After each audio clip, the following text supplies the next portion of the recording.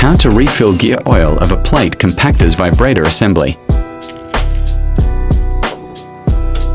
Remove plate compactor body.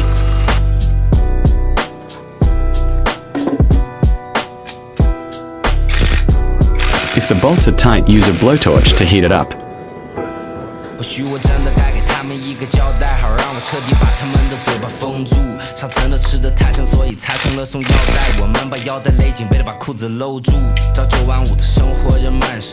I use gear oil 85W140.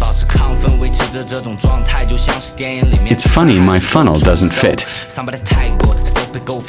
Just improvised a paper funnel. Fill it up till it overflows just enough when you turn the shaft. All done.